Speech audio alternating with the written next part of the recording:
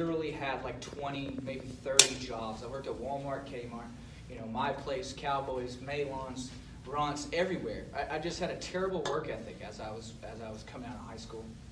And so my dad got tired of it one day, and he made me go work for him. And I told you guys I was working 12 hours a day, 6 days a week. I thought I was going to be rich, but I had no money. I had no time to spend my money.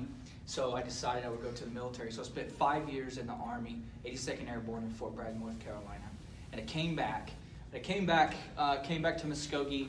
I got a job at Georgia Pacific driving a forklift. To this point, manufacturing was absolutely not on my radar, right? It's just something you just don't think about. You just don't think about this water bottle having to be manufactured, right? Or these desks. It's just not something you think about. And so I knew it was a good place to work. I was getting relatively good money, like 17, maybe something an hour. Thought I was going to be the next Bill Gates, and I went to work, and I worked hard. And from there, I went to be a skill builder or a trainer, and then to safety and logistics, and then now to pulp, the safety supervisor, and now back to converting to lead a business unit.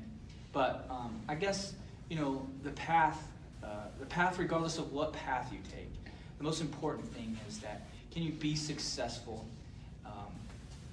in a career without a degree? Absolutely, right?